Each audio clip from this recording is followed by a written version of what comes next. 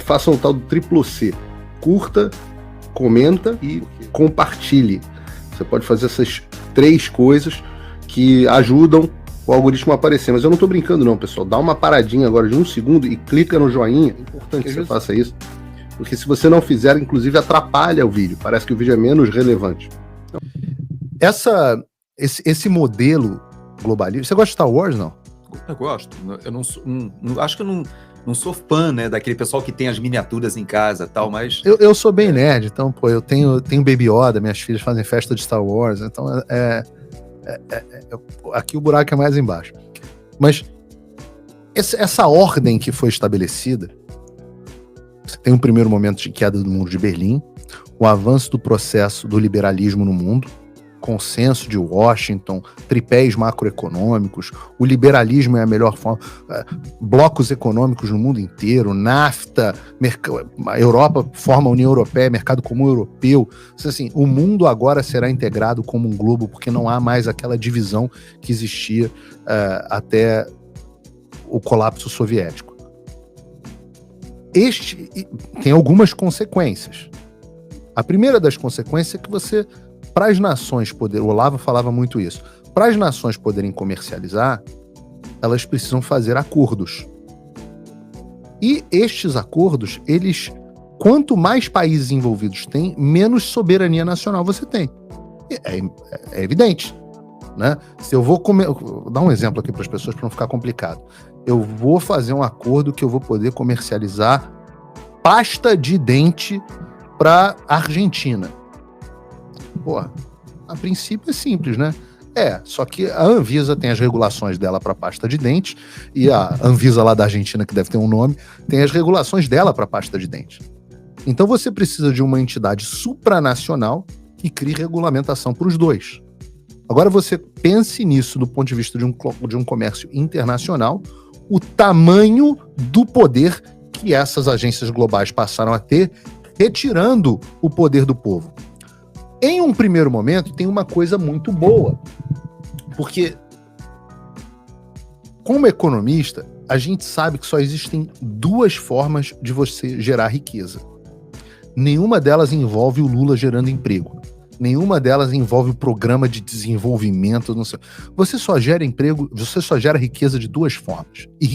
E o mundo não é um jogo de soma zero. Você não toma a riqueza do outro, né? O Adam Smith foi o cara que descobriu, digamos assim. Aliás, ele fez essa declaração ontem, né, o Lula? Fez? Fez exatamente essa declaração dizendo que terceirizando a responsabilidade pela pobreza no Brasil e que ele se coloca na primeira pessoa, né? É muito nós não conseguimos prosperar, progredir, porque eles não nos deixam, né? Então, exato. Não é um jogo de soma zero, não é um tomando do outro. Você só consegue gerar riqueza de 2 formas. Uma forma é você associando fatores de produção, desculpa o economês, de forma bem sucedida. O que significa que eu tenho um terreno, esse é um fator de produção, uma forma de capital, eu vou lá e construo uma casa nesse terreno, junto o material de construção junto com o meu trabalho, então eu associo capital e trabalho, os 2 fatores de produção mãe, e produzo uma casa. Essa casa vale mais do que a soma do terreno com o trabalho e o material. A construção e o material. Ora, eu fiz uma mágica, eu gerei riqueza. Eu gerei riqueza. Quando você faz uma empresa, você gera riqueza. Você junta o maquinário com a ideia do cara, com o trabalhador e pum, gera riqueza. Marca, gera riqueza. Uma bolsa do Louis Vuitton vale mais do que uma bolsa da Uruguaiana, porque a bolsa da Louis Vuitton, a marca transforma se associa com o produto, com o capital, com o trabalho e gera riqueza. Então, essa é uma das formas de gerar riqueza. A segunda forma de gerar riqueza é através do comércio. Então, quando você tem mais trocas voluntárias, mais pessoas estão ricas. Eu tenho 2 bananas, você tem 2 maçãs, o valor eu decido trocar uma banana por uma maçã, sinal que eu saio mais satisfeito e, portanto, mais rico.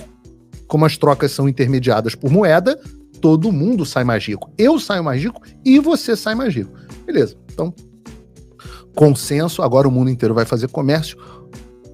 O PIB mundial disparou. Isso foi um espetáculo do ponto de vista. E o PIB per capita também se percebeu, porque não era uma questão só numérica de você fazer uma conta e dividir pela população. Você percebeu a pobreza retrocedendo. Retrocedeu demais. Só que houve algumas consequências, porque alguns ganharam mais do que outros.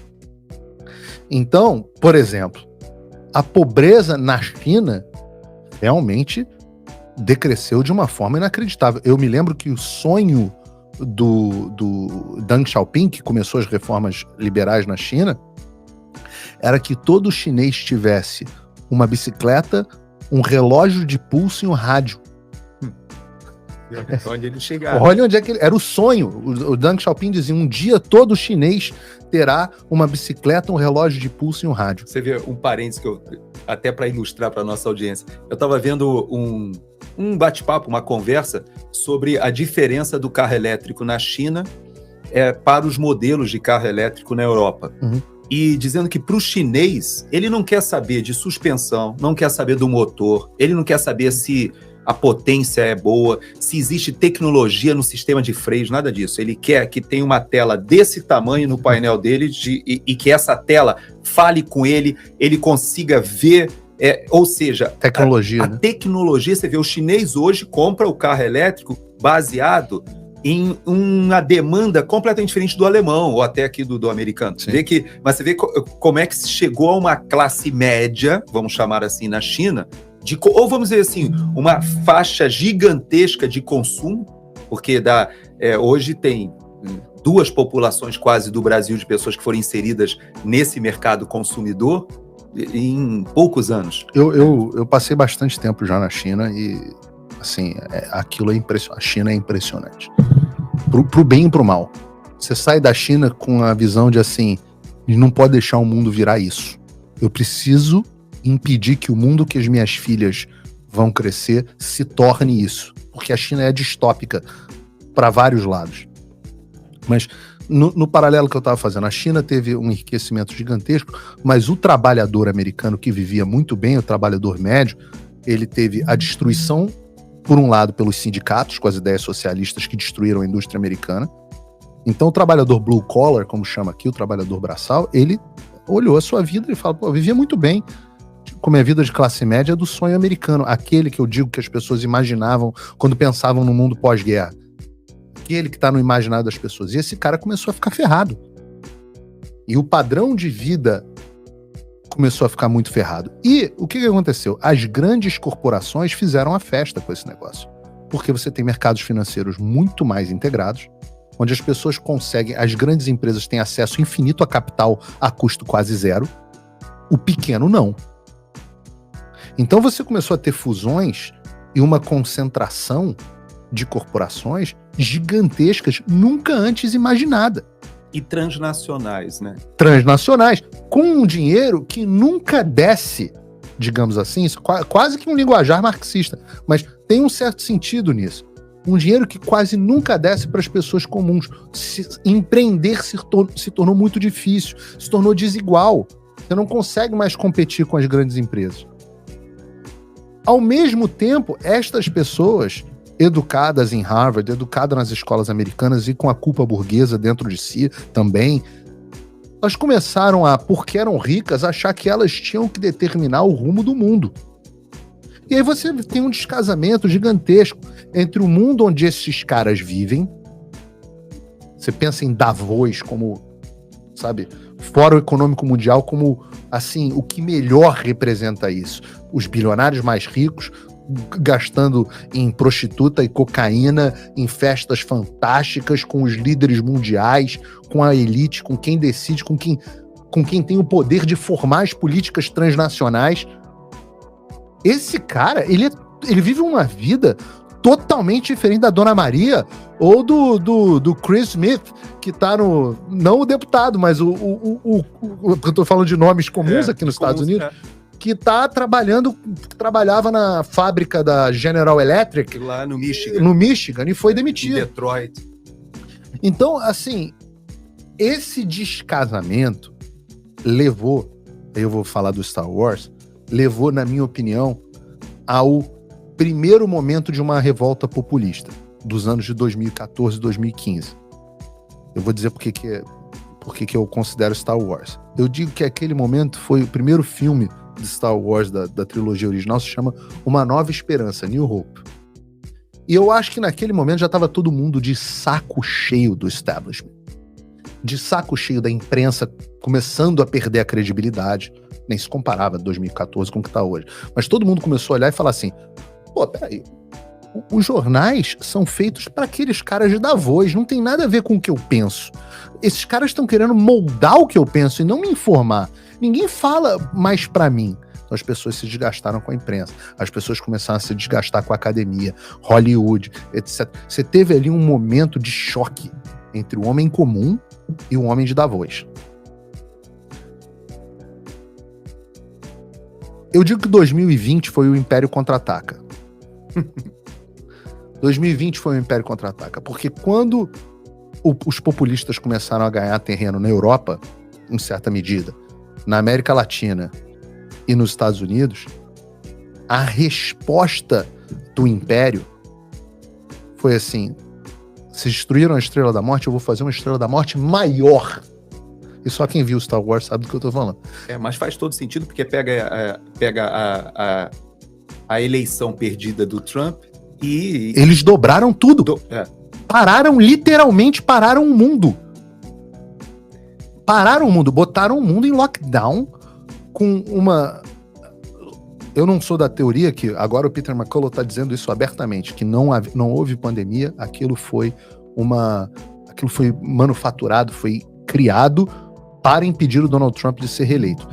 Eu não iria tão distante. Eu acho gosto muito do Dr. McCullough. Acho que você estava indo numa linha até que ela é mais abrangente do que isso. Eu acho que o Trump está inserido num contexto maior.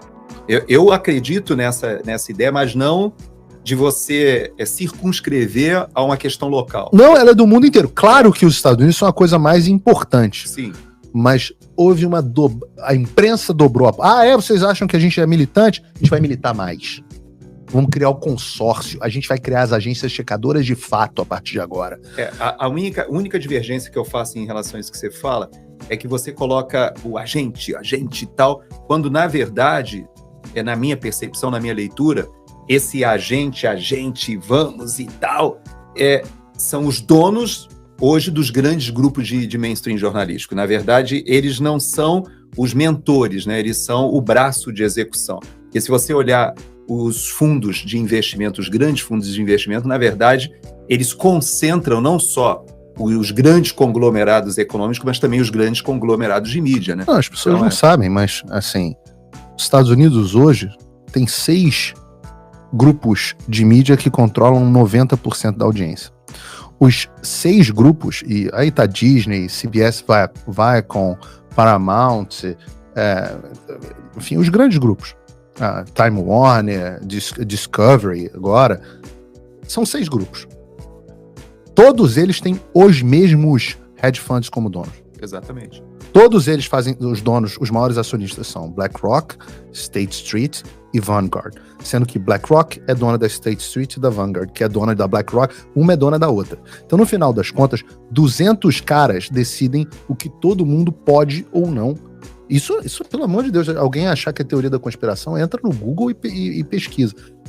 Mas eu não acho nem que... Eu nunca entendi isso totalmente, tá? Então vou confessar minha ignorância. Mas não me parece que sejam um grupo de reptilianos sentados numa sala de luz azul, uma luz igual aqui dessa parede do Otávio, com uma mesa grande, né? Aí você tem lá o príncipe Charles, o rei Charles, um reptiliano, um Rothschild, um Ford, todos os... Eu não acho que seja assim. Eu acho que o que há é uma convergência de vontades que é reforçada por esses encontros que eles fazem e cujos sistemas de incentivos são muito perversos. Então, se você vai contra, você sofre o que eu tô sofrendo. Se você vai a favor, você sofre o que André Sadi tá sofrendo. Então, escolhe. Tem uma porta da dor e uma porta da cenoura. Né? Você pode escolher. Você quer o caminho do Paulo Figueiredo com todas as redes bloqueadas ou você quer o caminho da Vera Magalhães com salário na Babesca em São Paulo pago pelo dinheiro público? Você quer o caminho do Átila e Amarindo ou você quer o caminho do Dr. Zeballos, que teve assassinato de reputação? Você vai escolhendo. Eles vão, qual porta que você quer?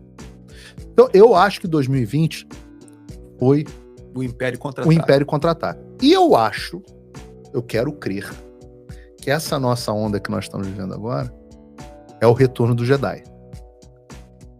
Bom. Eu quero crer. Eu tenho fé. Que faz sentido. Né? Faz sentido. E quando você fala da geopolítica mundial, um dos pontos que você tocou, que eu acho que acaba tendo até uma correspondência com o filme também. Você que conhece a trilogia melhor. A gente está no momento ainda do final do Império Contra-Ataca. Para quem não lembra, o Império Contra-Ataca termina de um jeito que você sai do cinema. Eu não saí do cinema, porque eu não era nem nascido quando o Império Contra-Ataca saiu, mas eu imagino que quem... Aliás, para quem está nos assistindo, a dificuldade é que isso não foi numa ordem cronológica, né? O que ele coloca o Império Contra-Ataca, mas na verdade isso foi antes do outra, da parte que seria anterior a ela, né? Porque... Não. É isso, sim, não. Na ordem cronológica. Nova Esperança foi a revolta populista de 2015, o Império Contra-Ataca foi a revolta deles em 2020, isso. E o Retorno do Jedi é o que eu espero. Eu digo as séries quando foram lançadas no cinema, que eu tô dizendo. Ah. É porque elas não foram lançadas na ordem cronológica disso, né? Foram. Não. Isso é a primeira trilogia. Isso é a primeira trilogia. Star Wars tem...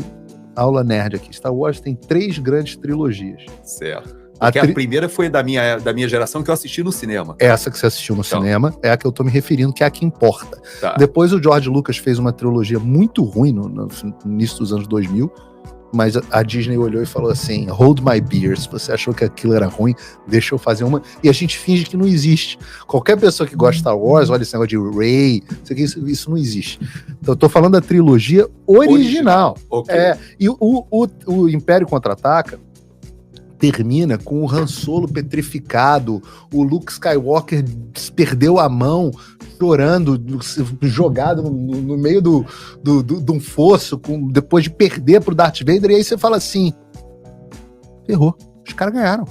Acabou. Deu tudo errado. Toda aquela esperança que a gente teve, deu ruim. E esse é o momento do brasileiro hoje. O brasileiro tá hoje, saindo do cinema que você foi e eu não fui, falando assim, não, deu ruim. E eu tô dizendo, calma, vem aí o Retorno do Jedi. É uma forma de ver as coisas. Mas, não, e é uma forma que tá muito ancorada. Peraí, desculpe interromper esse vídeo, mas é que eu continuo censurado pelo STF. Além deles cancelarem o meu passaporte, congelarem todas as minhas contas bancárias e bloquearem as minhas redes, agora eles também querem proibir os meus vídeos no Brasil. Você pode continuar me acompanhando seguindo o meu segundo canal, que é o canal de cortes. E se quiser ter acesso a todas as minhas postagens para sempre, deve se inscrever no meu Locals, que funciona de uma forma parecida com o Facebook ou o Twitter. Todos os links estão aqui na descrição. Entra lá, senão você vai ficar desinformado e aí eles vão vencer. Façam o tal do triplo C. Curta, comenta, porque a integração do chat ajuda muito, e compartilhe. Você pode fazer essas 3 coisas que ajudam o algoritmo a aparecer. Mas eu não tô brincando não, pessoal. Dá uma paradinha agora de 1 segundo e clica no joinha, porque às vezes sabe, a pessoa já tá acostumada a ouvir isso. Não. É importante que você faça isso, porque se você não fizer, inclusive atrapalha o vídeo. Parece que o vídeo é menos relevante. Também faço aqui o meu convite da minha parte para você assinar a plataforma do Fio Diário e começar a acompanhar uma plataforma realmente livre e que vai dar oportunidade das pessoas falarem o que pensam e dizerem a verdade. Se você não incentivar um veículo de mídia independente como esse, quem vai fazer por você?